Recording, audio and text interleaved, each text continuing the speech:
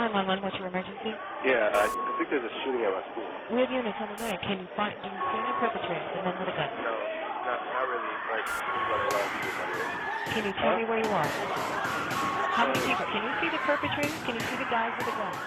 Wayne Lo was born November 14, 1974, in Tainan, Taiwan, to his mother, a violin teacher, Lin Lin, and to his father, Xia Wei, a fighter pilot for the Taiwanese Air Force. 5 years after his birth, Wayne's younger brother, Ryan, was born. The Lo family immigrated to Rockville, Maryland in the spring of 1981 due to Xia Wei receiving a job assignment in nearby Washington, D.C. The same year, 7-year-old Wayne was inspired by his mother, picking up a violin. Almost immediately, it was evident that he was extremely gifted, almost like a child prodigy. Lin wasted no time signing him up for the Montgomery County Youth Orchestra. By 1983, Xia Wei resigned from his position in D.C., and the Lo family returned to Taiwan for 4 years before returning to the U.S. and settling in Billings, Montana. Wayne attended public school until his freshman year, where he transferred to a private Catholic high school. His easygoing personality made him likable to his peers, and he even sent postcards to his teachers from his vacations. He continued perfecting his violin skills under esteemed musician Dorothy Day, at least an hour and a half every single day. He played in the Billings Symphony Orchestra, which, for only being 14 years old, was an extremely huge accomplishment. At this point, he was considered the best player in the world for his age. Playing the Polonaise Brilliant by Henry Vinyavsky.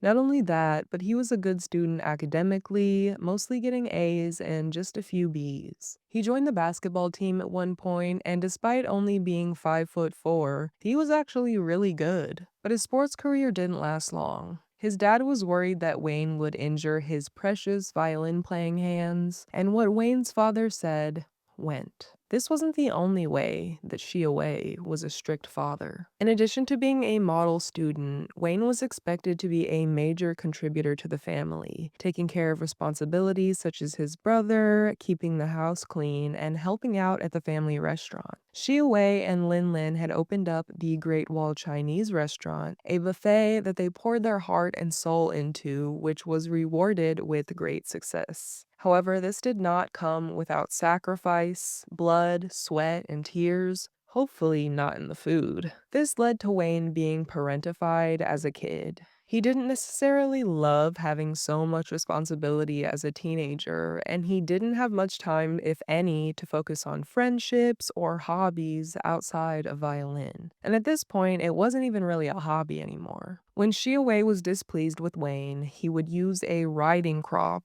to strike him. By his sophomore year, Wayne was starting to crack under the pressure placed upon him, and his mental health suffered greatly. One time, Wayne just ran off with his mom's car and disappeared for 5 days before coming back like nothing had happened, and he had allegedly went to see a girl during this time. He was extremely intelligent, and school was just plain boring. So the administration submitted a recommendation for Wayne to attend Simon's Rock College of Bard. It was a small liberal arts college for gifted students who had graduated high school early and would typically transfer to universities to continue their education. By April 1991, Wayne was accepted into the college with a scholarship, and by September, he was attending classes in Great Barrington, Massachusetts. Happy to get away from his father, Wayne's idealized future was not coming to fruition in the way that he had hoped. Did you feel isolated in that school? Yeah, in a way I was. In a way I was because I was, first of all, I mean, there were very few minorities to begin with. Blacks, Asians, whatever. It was mostly white kids at that school. There's supposed to have been a lot of homosexuals. Yeah, there were. Are you? No.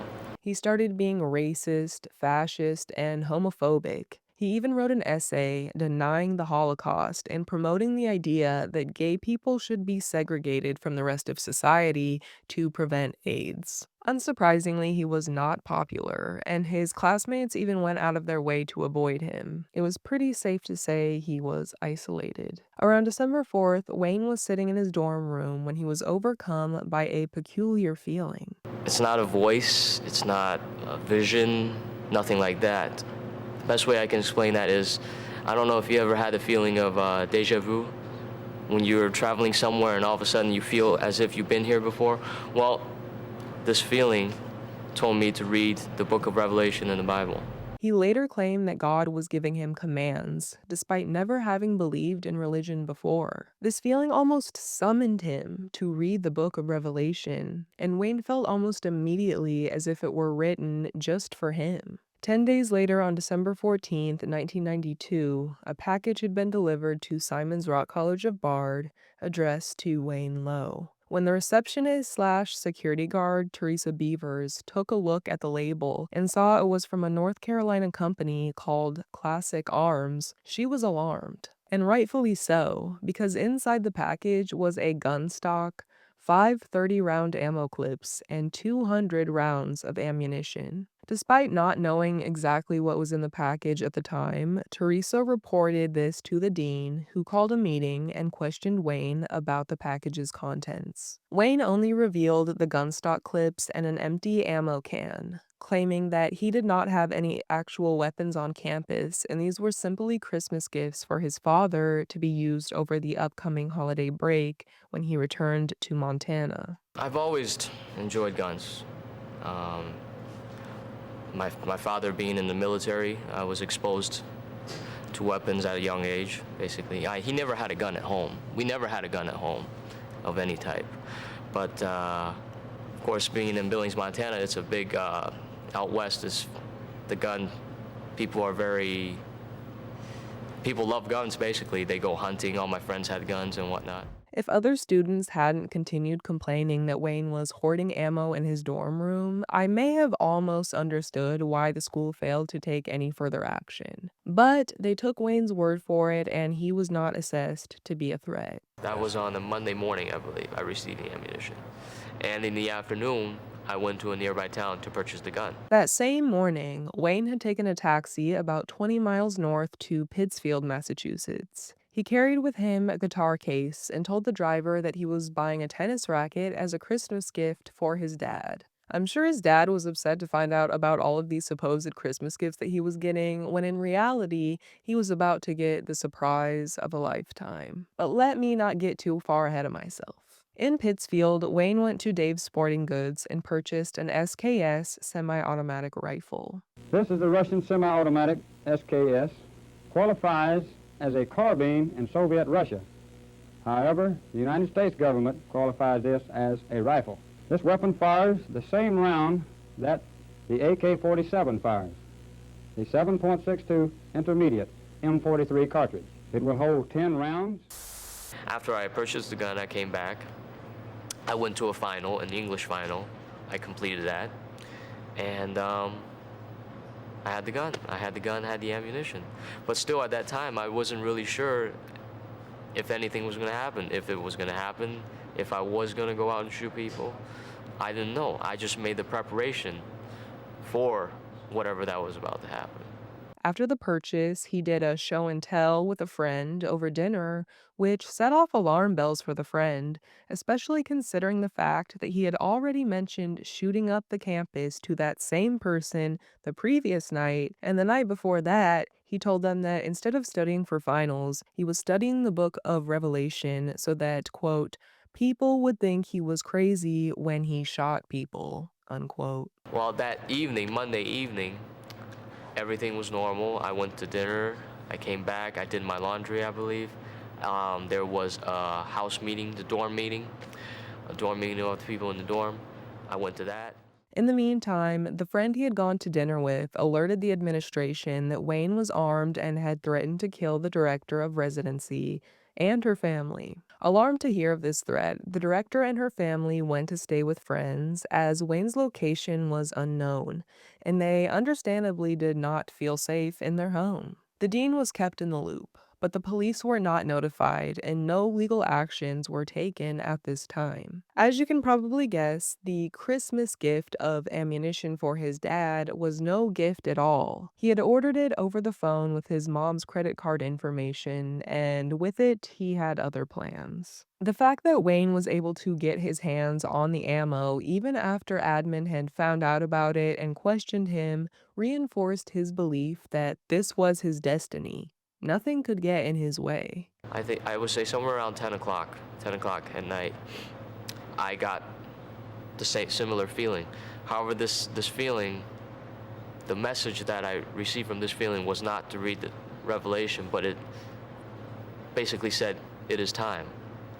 At 10:20 p.m., Wayne entered the school wearing a Sick of It All shirt, repping a hardcore punk band. Without skipping a beat, Wayne fired shots at the same receptionist who had flagged his package that same morning. The 42-year-old was hit twice in the abdomen. I shot her, and then a car drove up, and I shot at the car. I didn't know who was in the car. It was only afterwards that I found out it was a Professor Saez. A student and poetry major named Galen Gibson, who loved theater, happened to be sitting in the school library at this time. Somebody entered the library saying that there had been an accident outside, thinking that it was a car crash rather than a shooting. A female student began to go outside to assist when Galen stopped her and rushed out to the parking lot instead. His decisions in his final moments were a great reflection of the type of person that Galen was. Wayne would fatally shoot the 18-year-old as he approached, unaware of the situation at hand. Wayne moved on to injure 4 other students in the dorm, including Thomas McElderry, Joshua Faber, and Matthew David, before his rifle jammed. When all was said and done, he fired 20 bullets in just 19 minutes. Somehow amidst the commotion, a student asked Wayne what he was doing, and Wayne replied, "Effing shooting people. Call 911." But the student was full of such shock, not to mention didn't have a cell phone and didn't want to move in fear of being shot. Dropping the gun, Wayne walked into the student union building and used a telephone to call police and reported what he had just done. After I shot at those people at the dorms, again, I got this feeling again, and it basically said, "It is done." I took that as saying that it was time to stop, so I stopped. Wayne was taken into police custody without issue.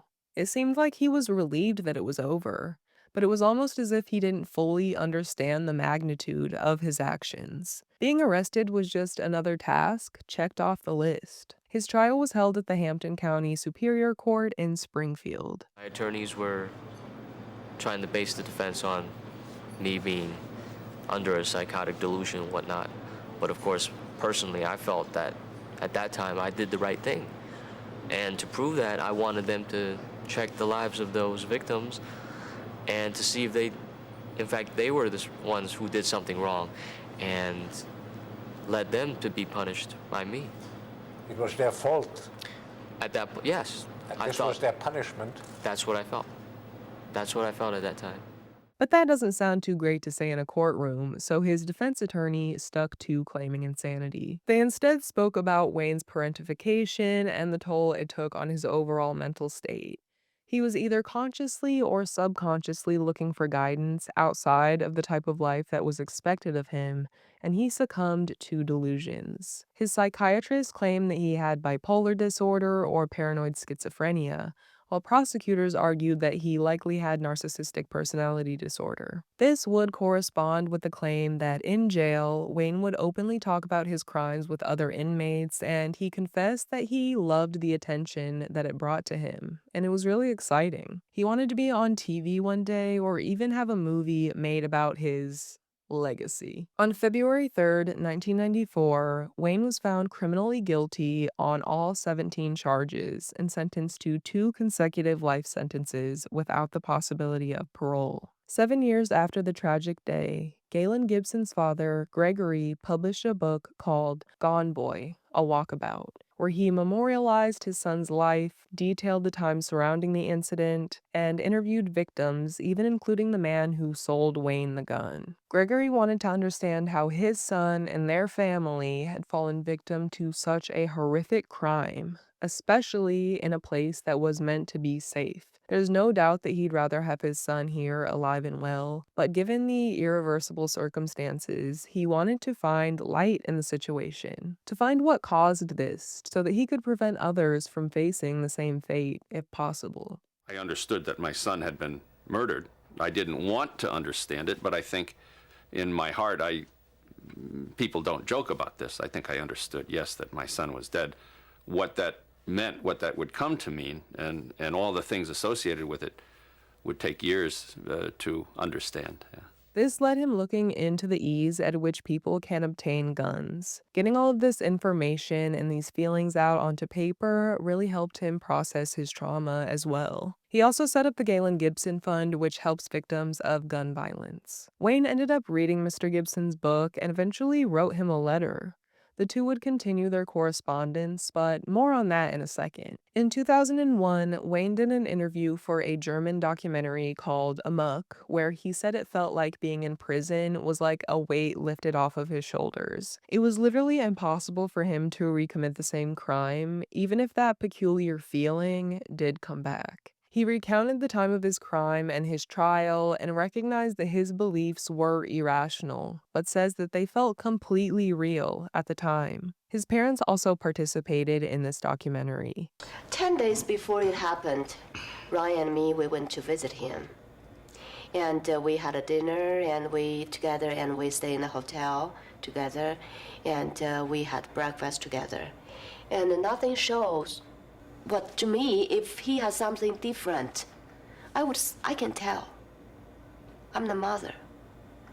But 10 days before that, I didn't see anything, any sign it was different. So I don't know. It's quite obvious that they were completely caught off guard by the shooting and hadn't recognized any signs. They felt immense guilt, like if they hadn't done this or that, none of this would have happened. They wondered if only they hadn't transferred him to that private school, or if only they had stayed in Taiwan. Maybe America wasn't a better place for their family. Would he have shot at people in Taiwan, do you think, Lin? No.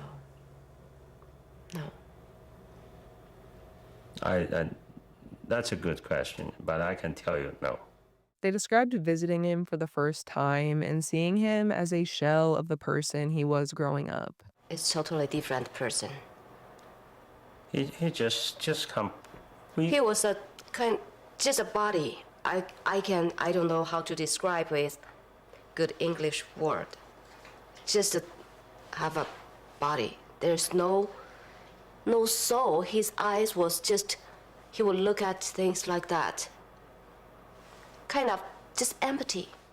Near the 25th anniversary of the shooting at the Massachusetts Correctional Institution, a medium security level male prison, 43-year-old Wayne Lowe and 72-year-old Greg Gibson spoke in person for the first time. Wayne spoke about the delusions he was experiencing, believing he was under God's command. Looking back, he can recognize even more clearly that it was all a delusion. My name is Greg Gibson, and I'm speaking with the man who killed my son. My name is Wayne Lowe. I'm sitting here with the father of Galen, whom I murdered 25 years ago. For years, you were in denial about the whole episode, and then at some point, you reached out to me. You said you wanted to apologize. What changed? Someone came to me one day with a magazine here in prison, and he said, Wayne, you might want to read this. In the middle of it was an article where you had an interview. It made me realize that there are families out there. Yeah. I didn't know Galen personally at Simon's Rock, but at the trial, you spoke about how you guys came on campus that time and came out of the car and everybody gave Galen a standing ovation. I was there. Mr. Gibson. I was there. I didn't know him, but I stood up to him because I knew everybody loved him. Well, we sure did. What was it that made you choose a gun as opposed to arson or a baseball bat?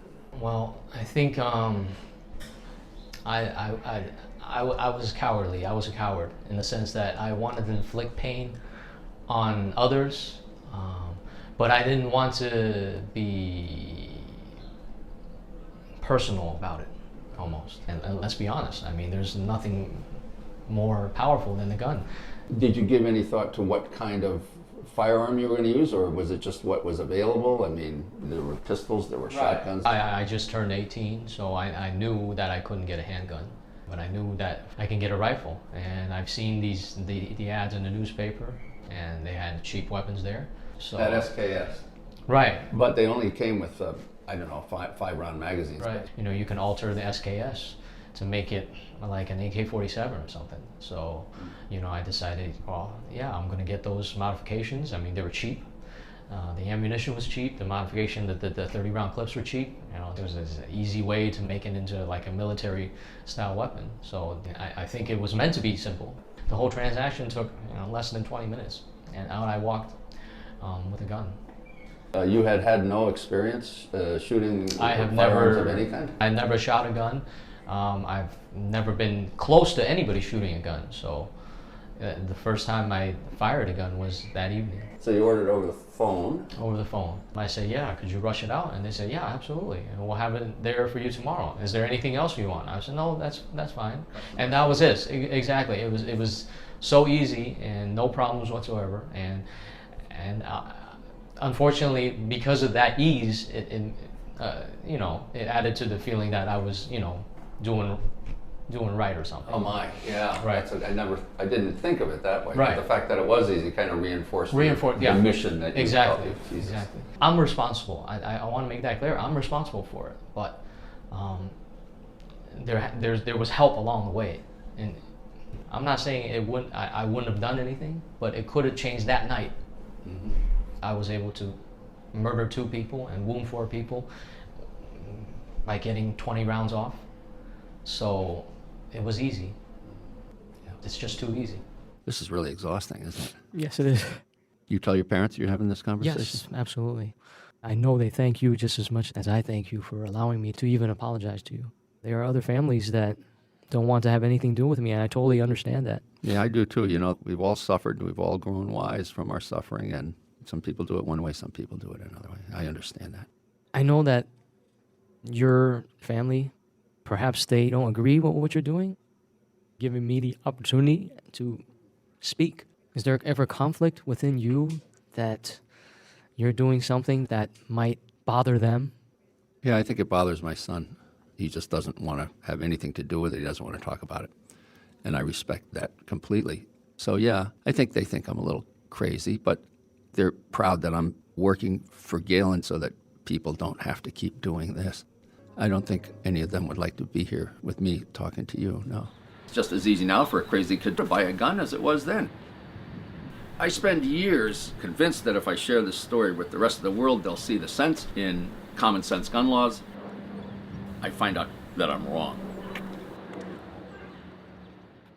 Do you think that Wayne was really overtaken by delusions that led him to carry out this horrific shooting that took the lives of 2 remarkable individuals and injured 4 others? Or did he make them up as an excuse for his unrequited evil? He seems very coherent and intelligent in his interviews, and for me, that begs the question. Has he gotten the help and the rehabilitation he needs in order to recognize that he's mentally ill and changed, or has he used his intelligence to concoct this whole story of going crazy? It makes me wonder if he had received a sentence that allowed for freedom at some point if he could truly be reformed. Or is he better off behind bars for 2 life sentences, as he is now? I get the point of multiple life sentences, but it always just seems a little bit crazy to me when you think about it. It's almost like a sad attempt to make the victims feel better, because in reality, nothing will ever bring true justice for the loss of their loved ones.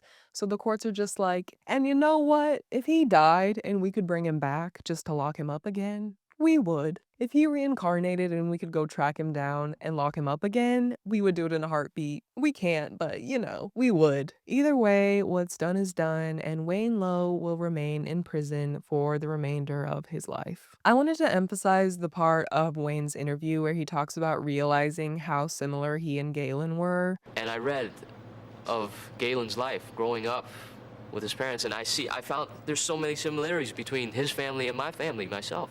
He had a brother and a sister. I had a brother.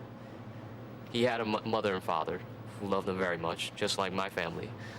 And for the first time, I actually began to realize that wasn't much different than myself. And I ended his life. I took everything away from him. I not only took everything away from him he ever had, I took everything that he ever would have. Who knows, maybe he was a Yankees fan. Maybe he would like to enjoy watching the games on TV like I was, of all the energy I was devoting to that. And it just felt completely absurd that I could invest so much energy watching a baseball game while I'm paying absolutely no attention to something as serious as killing someone. And the amount of emotion that I exhibit after, let's say, a loss, and the dejection that I have after a loss by my team, how exponentially more was that dejection felt by Mr. Gibson, his family, and everybody else, every other victim of my crime, you know what I mean? And their families. That they're not watching a game. This is their son they lost.